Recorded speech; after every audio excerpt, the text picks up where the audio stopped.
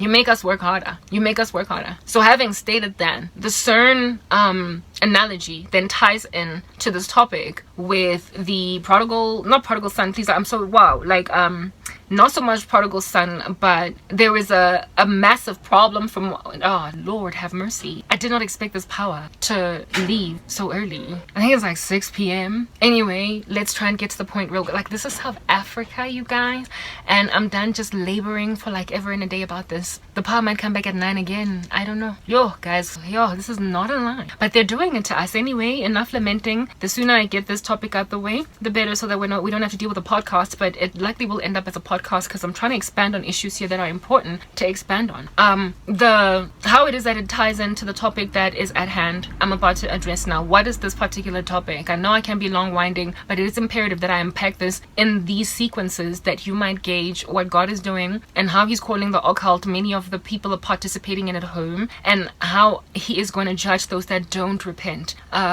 ultimately, because he will have given them so much grace and so much mercy, precisely because of what it is that he's doing in his daughters, especially women, okay? What he's doing in his daughters to try and snatch dark people out from the darkness that they're in, so that they don't have to endure the exorbitant wrath of God when the gates of grace close for that particular thing that is going on. I'm gonna just give you my dream that I had this morning, and okay, so I woke up in the morning, in the past 3 mornings, you know, holy, holy, holy, emphasis of the same thing over and over again. The past 2 to 3 mornings, I've been waking up with this song by Mary J. Blige. I'll be waiting for you when you get home, da da da, 'cause I can't live without you, baby. Hey,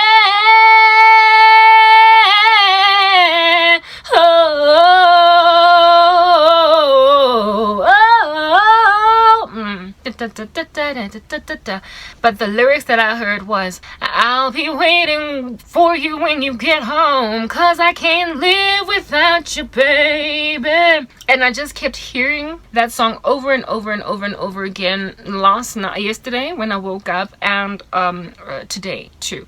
There is another song that is escaping me. Lord, please bring it to my understanding now, so that I can just bring it forward, that it might be gauged what are the problems that are going on right now. And it's that God is vus, you know, when I say vus, as in like nose is coming out steam and ears and everything, like angry, just livid with what's going on right now against his daughters and against women in total, especially from what Christ shows me in the black community. It is a curse that is apparently operating in the black community, and it is hurting many of the black community's servants of God. Not just servants of God, but just the coming into the faith. It is disincentivizing turning to Jesus by many people in the black community, especially women. The song, I'll be waiting with you when you get home, baby. Anyway, yeah, I'll just stick with that one. If the other song comes back to me, I'll let you know. Sometimes the devil, when I'm speaking, literally snatches an idea from the top of my mind. I can literally feel it being redacted from my brain,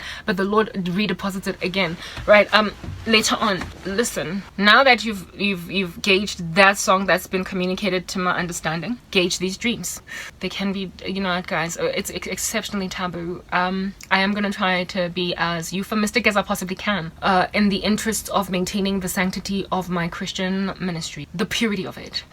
Let me just put it out there at first, a disclaimer, a caveat that they're very highly sexual, but I am going to then leave any detail about the sexuality of these dreams, the graphic nature of them, out. But you must know that they're heavily sexual. So essentially the usage of incubus spirits are the primary entity or demon that is utilized by men. In particular, I sought the Lord's face to wonder, to ask him, Father, am I sexist in this regard? Why am I getting understanding that is so appearing to be either one-sided or biased? You know, against, I don't want to sound like a feminist, thank you. I don't want to sound like a feminist. I don't want to sound like I'm anti-man or that I'm misandrous or anything of that nature. But yeah, so because I don't want to sound misandrious, I went and I asked the Lord if this is a two-way thing, if maybe you're telling me this because this is what's going on in our men, but you're maybe perhaps telling a brother out there that this is what's going on in women too. So am I unnecessarily saying that this is a problem with our men, or is it like genuinely an issue just with our men? And the Lord has consistently communicated to me, impressed it upon my heart, that this is an issue with your men, with black men, not so much black women. And the ramifications of what they do is what has caused black women to become as menacing in my eyesight as they are, to become the stench going up my nostrils as they are. They basically tarry women away from true worship of me, or even seeking of me. And the thing that these women eventually become because of this particular situation is precisely the reason why it is that you have to talk rather to the issue of men, in order to warn women that insofar as they can avoid this long enough, if they can hold out in prayer and in fast, they will conquer this pernicious stealthy entrant into their lives, that they might come out on the other side refined. The primary mission of which is to rescue the souls of these women so that they can go to heaven, so they don't go to hell and have to look back and realize that they were literally tarried from their walk with Jesus by men. So the dream that I had, the Lord a lot of times uses celebrities in my dreams to explain the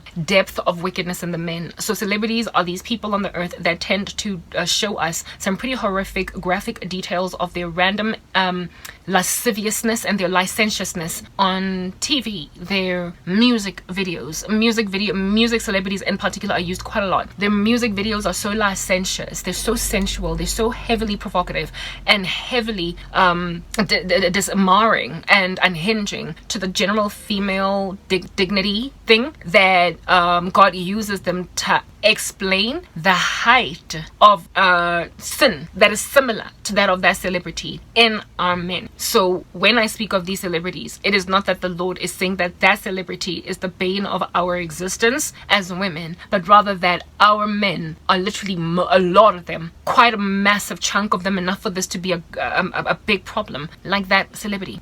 God has used, okay, let me just tell about yesterday's dream, because there have been other celebrities that have been used before, but let's just talk about yesterday's one for the sake of time. Let's try and be succinct. Power cut as well, right? I'm sorry if I'm seeming a little bit distracted. There are all these noises you're hearing in the background. I don't have my own place. I don't have my own privacy. I can't just speak my mind. My chain of thought is often interrupted because of these things, so please, like, bear with me. Anyway, whatever, right? So Lil Wayne, like, I can hear footsteps and everything outside, and I always am very insecure about eavesdropping, people listening in on me, and so I can't be comfortable talking about very taboo matters because of the thwarting of the gospel in my environment. So, like, if I'm all over the show in a way that I wasn't historically, the only reason I'm being made to even stutter or stumble around my words is because I'm actively trying to overcome the temptation to keep quiet and not speak because I'm being eavesdropped on. You know what I mean? I'll just carry on. Anyway, Lil Wayne was the celebrity in this particular nightmare, right? I was looking onto this nightmare, onto this, you know, almost like I was watching the Big Brother house unfold from a vantage point where they couldn't see me, but I could see what's going on. And I was grateful this time around that I wasn't a participant. I wasn't involved in these horrific affairs, because sometimes I am involved. I am the person that is being used in this horrible way in the dreams. But this time around, God gave me grace to look from a distance, right? Lil Wayne was in this dream basically a polygamist. Just to give you a brief, you know, description of Lil Wayne, for those of you who don't know him, he's an American rapper, and he is his music is heavily misogynistic. It involves lots and lots of polygamy, so the sexual misuse of multiple women all at the same time, the infidelity, however, trying to push forward sometimes in some songs some kind of suggestion by Lil Wayne himself that he can actually love if he wanted to, but like dream on if he's ever going to be with one woman type thing. So a promise basically of, look, I can love you if you let me use you. I can love you if you understand that I'm not going to be faithful to you. I can love you on the day when it's your turn. turn. Yeah, Lil Wayne has that kind of thing coming off him in the suite of work that he does, right? Yeah, that's what's going on. That is just like a basic description of Lil Wayne. And in this dream, he was the man in question. He had his own beautiful home, and in this home he was married to two women. And they were both really beautiful women, and he was really good to both of them, and they were both in agreement with each other that this is our husband. And they understood that they took turns, that when the one woman got left, then the next woman would come in. I did tell you that this dream was very highly licentious. It was lascivious in the worst way. So there was a lot of sexual activity going on that I'm not about to go and describe the depth of it. But these women with Lil Wayne were basically engaged in this at different times. There was never an orgy where it is that they were all together, but there was a like row sequence type event where it is that immediately after the one woman, the next woman would knock on the door and he would just like be busy with her. And it was not just a sexual scene that I saw, but also a neutral one where today it's your turn to sit with me in the couch and watch television. Today it's your turn to go with me to the mall to watch a movie.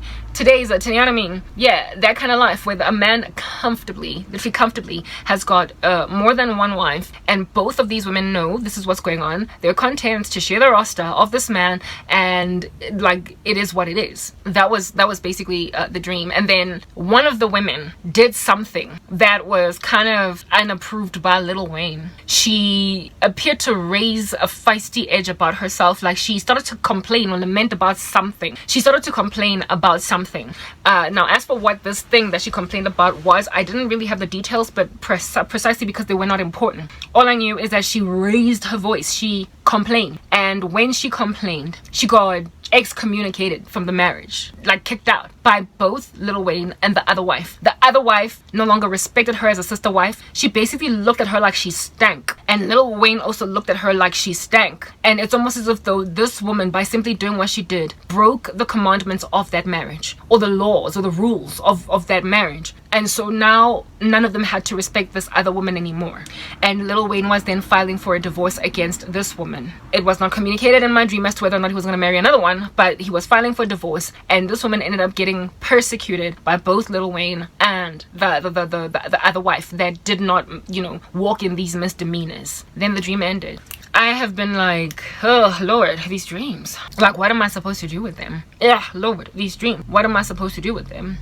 And then I got another dream where it is that I was a cartoon character, me personally, Karabo, a cartoon character that was signing books at my book expo. Like, you know, when you've just released a book and then you sign copies of it and people come and they buy, and yeah, type thing. I had a dream of that nature, but I was a cartoon character, and one of the men that has greatly afflicted my life with sorcery was looking onto this almost as if though he was watching TV. He was looking onto it. All right, so let me just explain the second dream where I was a cartoon character. It is basically just a mockery of our careers as women, a devastation and a destruction of them, and that all that we could ever become is essentially stolen by men in our lives that look into our situations from a distance, and all the dreams that we speak about one day fulfilling, achieving. In my particular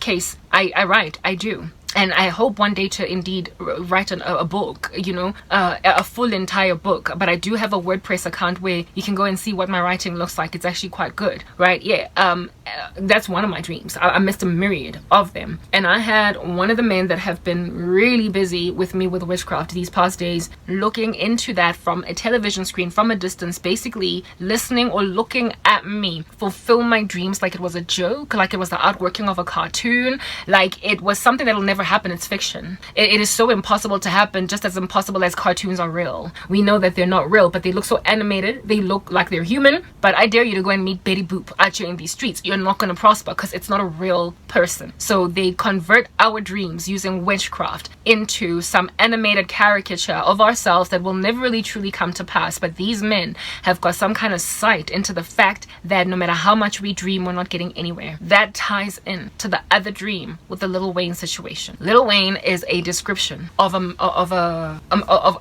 conglomerate of men. He is not just in and of himself within that capacity, but he describes men, many, quite a big enough chunk for this to be a problem. From what Christ is showing me, there is literally an expectation in our black men for us to accept polygamy, to accept that they cannot have just one woman, to accept it even to the point of these men marrying us, both all three or all four, and for us to be happy with each other, to support one another as sister wives. Mormon lifestyles, except within a gentrified space, within a modernized, glamorized setting. To have these relationships with us sister wives that are so mature that we will be happy to literally get out of the bedroom after our husband has us, and then the next woman that has been queuing outside to come in and pleasure him.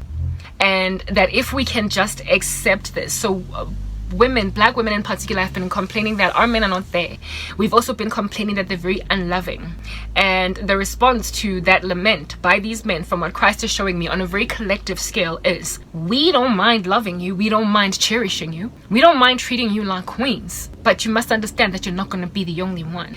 And it is insofar as you don't want to be the only one and you expect that I'm going to be faithful and loyal to just you, where you're going to get problems. You're going to face issues if you want me to love just you. Not only that, I don't want you as a woman or as a collective of my women, I don't want you to complain about anything I do. You just need to take it all in your stride. Basically, the manufacturing of Stepford wives. I've already spoken about this before, but it is worth a while to reiterate because apparently it's this bad. It's that bad.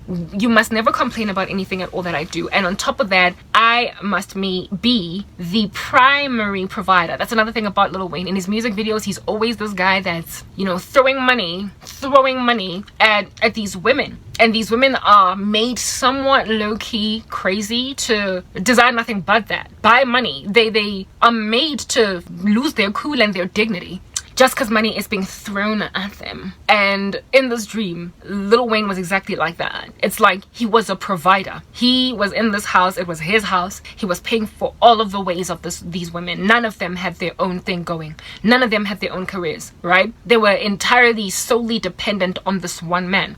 And insofar as they kept themselves in what Lil Wayne considered a bunch, they would not struggle for want in anything at all. So from what the Lord is showing me concerning this is that what they want, what they're expecting is for women to, even if they've got a side hustle, even if they've got something that they're doing, it must not exceed these men's. They must be so primary providing for these women that in the absence of Lil Wayne or these men being in their lives, the quality of their lives, their lifestyles would significantly reduce. As in, go from living in a beautifully furnished apartment to basically staying in a commune sharing with some other girl.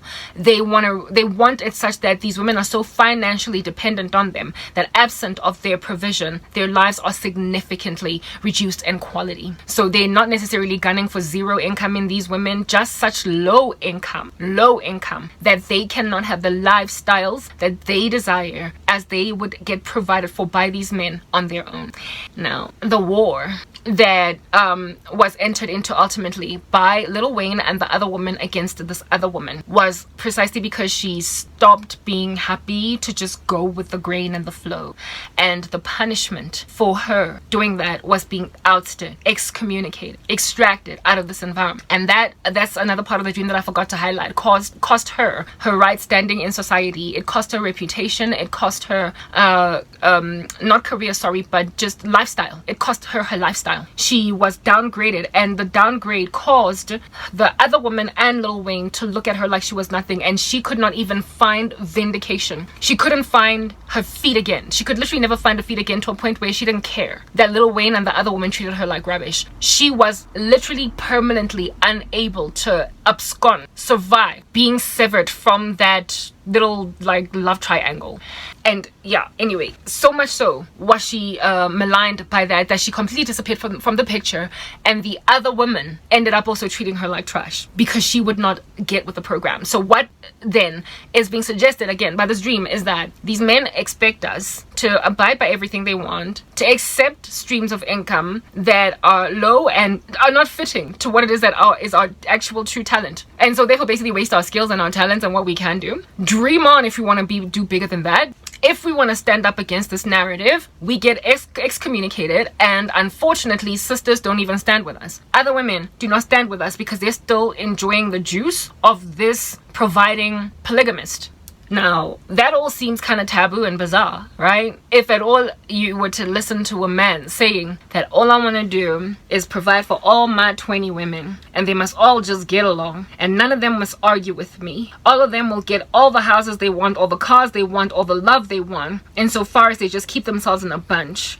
And if any of them decides to go awry and decides to, open their big mouths, I'm going to throw them out on the street and they're going to see how in the world they're going to get their life back together again. And with it, I'm also going to cause all my other women to turn their backs against her, so she will never be alright again in life. I mean, if you as a woman were to listen to a man speak like that, you would likely just vomit on the spot and then afterwards laugh. You would laugh on some this is the 21st century.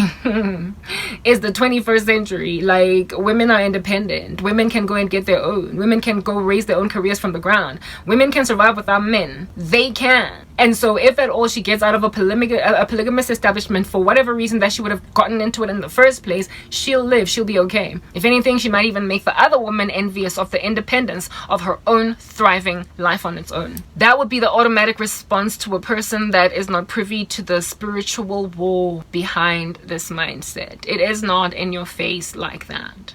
These men are not so dumb as to basically highlight that that's what they want. You just see it outworked ultimately in life, and that's what I'm about to get into. You see it ultimately fruitioned, and you will look back at it and basically be like, how did I not see that I was a sister wife in a marriage? Drake has this music video that he has recently released where he is marrying literally 1 million women. I bet you know what it is. Like, I don't even need to go into it.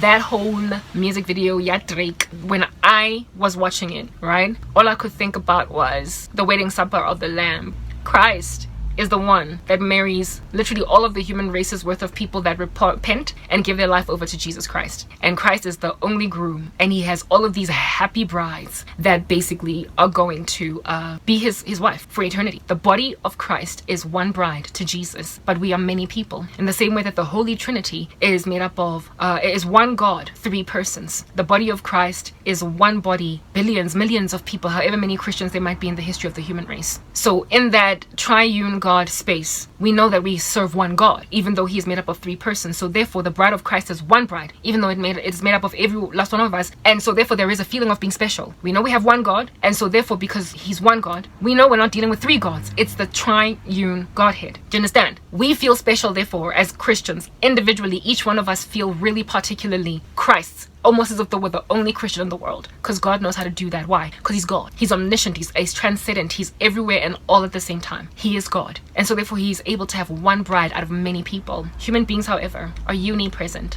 And human beings are limited in their understanding and are limited in their ability to love. They're not omnibenevolent. And so it is literally impossible for a human being to share love equally. It happens even within families where moms are unable to love their kids equally. I am a victim of that, right? I got the short end of the stick that in a lot of parental favor. It happens in the human race where it is that we try to be impartial, but we just literally can't. Teachers have their favorites in school. It's part of human nature, of the fallen human nature. But God is not a respecter of persons. It is therefore impossible, given our fallibility, how entirely unable to do what is right we are, how we need the Holy Spirit to keep us abreast of affairs. We need him as a dinghy to float in a body of water that is frankly unsurvivable without him holding us up. So for a person to believe in his own strength that he can love more than one woman, for a man to believe that in his own strength he can impartially love more than one woman, is for him to imagine himself Jesus. Only look at the stories of polygamy in the Bible. They have resulted in so much pain and sorrow, usually amidst who? The women. Look at the story of Hannah and Peninnah. Precisely because men, or mankind in general, are partial. They are partial. Do you understand? He loved Hannah more than he loved Peninnah. What was the result of that Hannah-Peninnah situation? Peninnah was extremely abusive towards Hannah. She was abusive towards Hannah because she was not the beloved wife. Rachel and Leah under Jacob. He loved Rachel and not Leah. And so Rachel could not hear the last of it from Leah when Leah had the kids and Rachel didn't have them. And so Rachel was mocked by Leah. I'm not going to give you my son's mandrakes. You took my husband and now you want to take my mandrakes too. That was the Leah and Rachel situation. Anyway, in the scriptures where you will meet a man that has got multiple wives, there likely would be more partiality. There would likely be a wife that the king or whoever favors more than the other.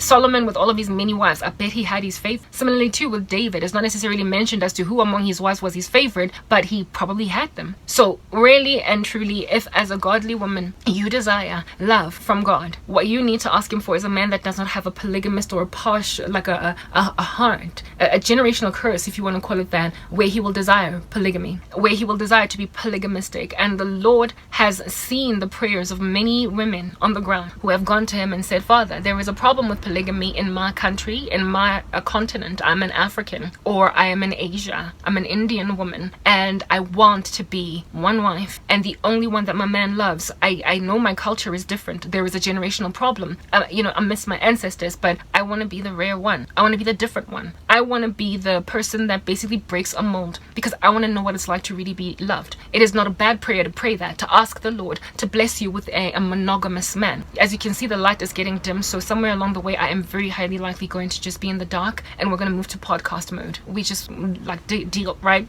The Lord has said in his word that ask and you will find, seek and you will find, ask and you will receive. And so when daughters of God go to him and they ask for certain things, the Lord has told them that they will receive. And the Lord also says that men who are to serve him in the position or the office of reverend and the office of deacon, you get my point. Those rules in is a Titus.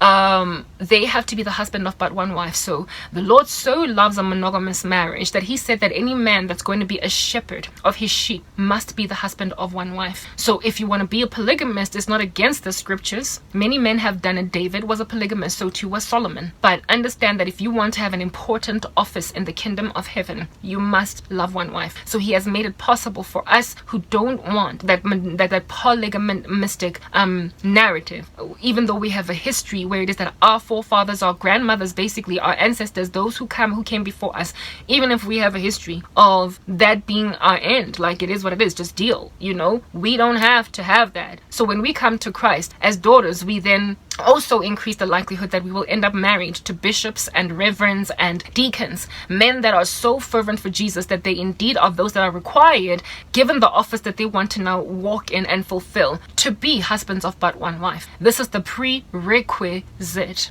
And so there is basically a rejection of the call of God on the lives of these polygamistic men to go out there and preach purely because they don't want to have one wife.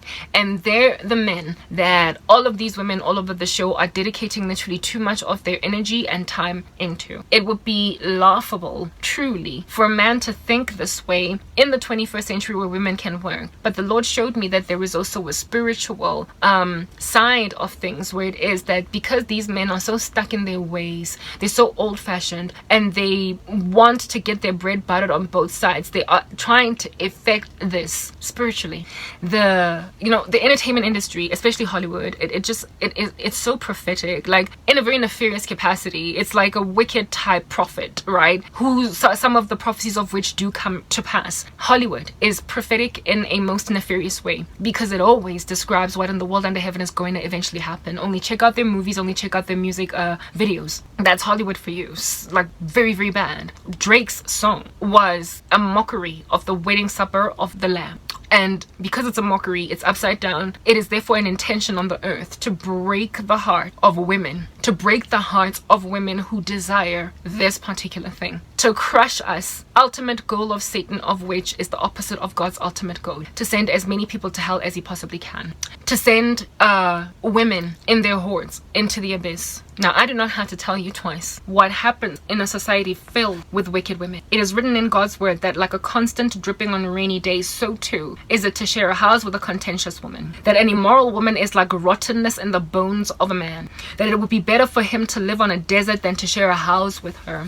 That she is the bane of his existence. She tears down her house with her own hand. Essentially, then, an immoral woman is a destroyer of society at large, because to ruin a man is to ruin his family, and to ruin his family and the man is to ruin the patriarchy and society at large. So he is basically strategizing. There we go. We're now in podcast mode. The devil is basically strategizing to cause so much heartbreak in women that they will become so bad that they will then end up being rottenness in reverse, in turn. I mean, literally, it's like a whole ecosystem, a life cycle of wickedness, a chain, a food chain of wickedness that ultimately feeds into itself, where the men crush the women turn evil, the evil of the women then make the men rotten, and so therefore the cycle continues. The end result of which is to send as many people to the flames of hell as possible. The outworking of the dream that I had, remember the song Mary J. Blige, I will be waiting for you when you get home, 'cause I can't live without you, baby. The intention is to chip away at women's confidence and to cause such a desperation and a longing for these men forcefully in us using spiritual means that we will feel like it is impossible to let them go. And so no matter what they do, and no matter how much we might try to walk away from them, every time they want to come back, every time they want to revert back to us, they get to come back in. So we get frustrated with them and we throw our toys out the cart and their bags out the house. And we tell ourselves, never again are you going to come into my space. It's over. And you go on your merry way. You literally find healing. Somehow you conquer the fact that you were in love and now you're not with the guy anymore. A couple of months progress, perhaps weeks, depending on how long it takes for you to think you're fine now that this guy's not around. And then they come back. And even though you might have told yourself that you have slammed the door shut and there is no re-entry, even though you've told yourself as a woman that this guy will never ever come back again, when he does, soon as his grubby paws knock on that door and you open it and you see his face, there is a current entity or a spell in operation that will make you melt down tools and forget that you once slammed the door, and so therefore revert you to point zero again. You've already taken some steps to heal. You're about to move on. You're about to move into your new place, your destiny. And all it will take for you to go back into the old mold again is for this guy to just show his face. So he becomes like a pinata, not a pinata, but a boomerang that inevitably will come back and it will hit you at the back of your head, leaving you concussed. The Lord has shown me that this boomerang is spiritual, that it is something that tugs away at your heart, and it has caused so much harm, so much arrogance in these men, that even though you are flailing your anti-him flag in the sky for all to see and you are done, you've slammed the door, and when you start to move on such that you're not even flailing a flag anymore that's anti-him, you're so moved on that you don't even care to mention him anymore in your rants on social media or between friends, they still come back, and successfully so. They know that it could be a year since the last time you saw them. All they need to do is knock and they're back in again. It could be 6 months, it could be 2 years, but when they want to come back, they get to. And the strategy that Satan is using in order to make God's daughters accommodate them when they do come back is that of the prodigal son in the Bible. The man who sees their folly and so therefore ultimately comes around and goes back to inherit what it is that his father had left for him. The devil is using scripture, the Bible, to cause even godly women to let back into their lives some of the most wicked men, some of the most disturbingly nefarious guys whose primary agenda is to ultimately cause so much bitterness in women that they will morph into some beast that will be insufferable in the sight of God and cause the bones of men to rot, causing therefore ultimately entire legacies of patriarchies to dwindle into just some fine little powder, some faraway distance. He is creating mirage marriages for women, even sometimes succeeding to dupe godly women. What is a mirage? A mirage is some vision that you see in a desert that you think is real because you're parched, and so it's like a form of psychosis. You are hungry, you are thirsty, you're gonna faint, you're gonna die any minute now, and because of the extreme sun that is in the desert, those waves you see when it's really hot, they can cause sometimes a mirage to form. And a mirage is a form of psychosis. It projects an image of what you want to see. So you see a mirage of water or some shed in the distance that is shade for you. A house where you can find a bed to rest your head at night, maybe take a shower, and you will run towards it. But when you arrive at it, it's not even there. So mirage marriages are what are entered into. Women literally allow themselves to walk down the aisle to some of the most horrendous men, hoping that their marriages are going to be great because their prodigal sons came back around, you guys, only for them to realize it's a puff of smoke and their marriages end up falling apart. And because of this, they end up embittered against the Lord of hosts. That is the strategy, and it is so deeply nefarious, however extremely sophisticated, that we ought to know it literally in all of that detail, that we might be able to see it when it comes all up in our grill. And I am sharing my own 2 cents worth version of this revelation, and I'm hoping that other women are being made to understand this, perhaps even men who are basically having their godly spouses snatched from them by some of the most wicked men on the planet, who have used a concerted sorcery to achieve a particular end in the lives of women.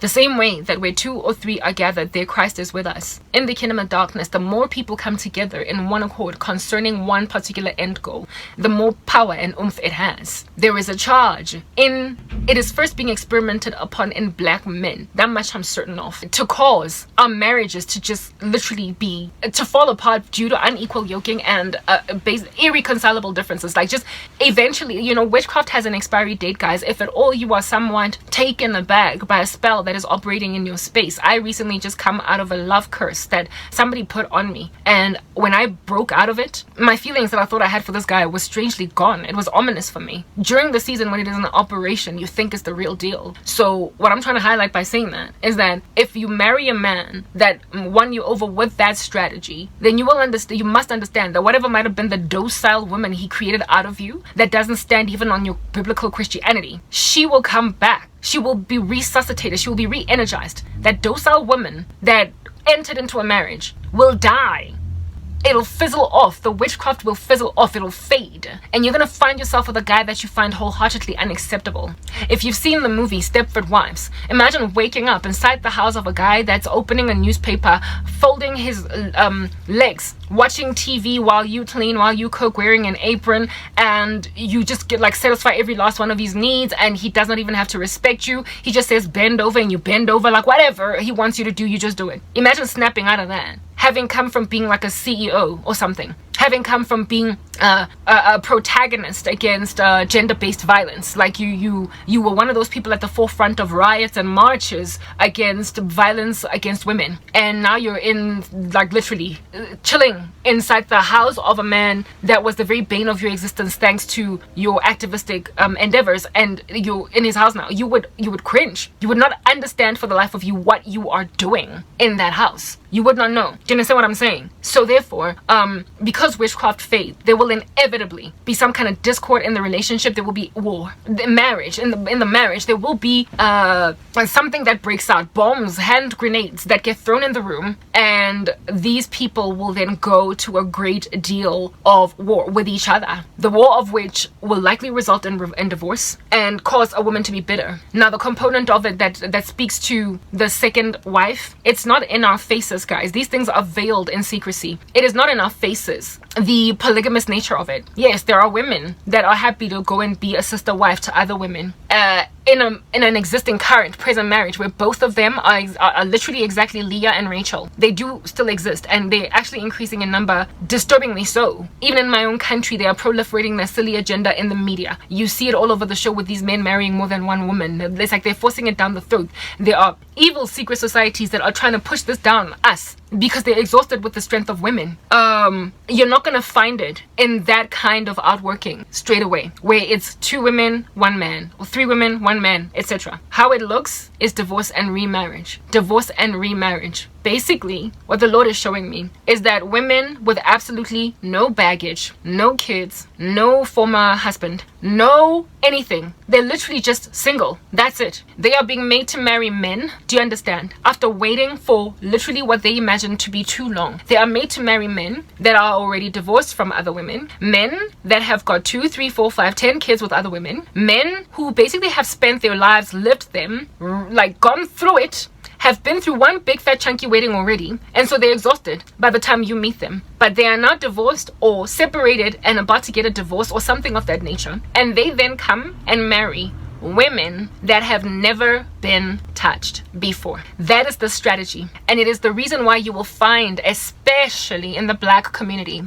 all of these women in their mid-30s and going upwards that are single, never married before, never had kids, never, literally clean slate, no baggage. And then at their because of the fact that they've gotten to their 30s, they then imagine that it's okay to marry a guy that got married at 28, got divorced at 32, now he is 37, and he doesn't want to be single for the rest of his life, so he wants a second wife, and he's got 3 kids inside that first marriage, and he just rocks up out of nowhere and marries a woman that has never had kids, never been married. I'm not talking about these divorces and remarriages where it is that both the woman and man have a history of having been married before. Both of them are bringing kids, both of them are bringing ex-wives and husbands. I'm speaking about unions where single women that have never gone down the aisle, done none of that, they are being made to marry basically what would be like scraps, seconds. And they're made to believe that these guys are what makes sense. They're being made to believe that these men are what it is that makes sense for them, due to the fact that they will have been waiting for as long as they do. So that's how the polygamy basically works itself out. It's like this guy,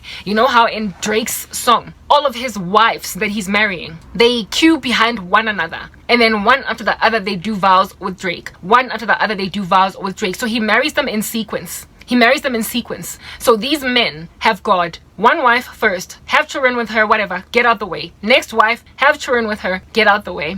I have not been wanting to confess this about the guy that I came out of the relationship that I was in, the guy that I called my fiance. I didn't want to confess this about him because I was frankly embarrassed about those stats, especially given that I went to the Lord and asked, Father, please bless me with a man. Given that I got saved at the age of 26 and a half, I was right to ask this. I was like, please bless me with a man that has no baggage, no children, no former marriage, because I in and of myself don't have that. And I was 26 when I asked this. However, look at how 11 years have progressed, and now I am 37 turning 38 and I'm still single. But at my age, how many men exist out there that don't have children? How many men exist out there that are age appropriate to marry me anyway, that have never been married before? It's like my age group of women, if they're going to get married, they basically fill the pool of men that they have at their disposal is just like filled with divorcees that have 10 kids that they're paying child maintenance for, etc. Well, the guy that I accepted the proposal of that ended up ghosting me, believe it or not, the guy ghosted me, and yet my stats exceed his in the worst way. He was married twice before and has 2 kids. One of the kids of which he's not even that involved in the life of, because he's not even sure if it's his child. At least those were the number of kids that he claimed. According to what the Lord has shown me, there are more, but he didn't want to tell me about them because I had complained in my Facebook page about Nick Cannon before, and so after that Nick Cannon complaint, he saw that if at all he told me all the kids that he's got, that I would likely be very turned off, so he only laid claim to 2. I was about to marry a divorcee, a twice over divorcee with 2 kids that he has been happy to highlight as his, as a woman that has never been married, a woman that has never had children. But because I'm 38 years old, I would then settle for it. What has kept me single for 11 years? The Lord has shown me that they are deliberately keeping a batch, a portion of women single until later years, so that they would be the ones to be the second and third wives of men who frankly are irresponsible and should not be doing anything at all in the lives of these women.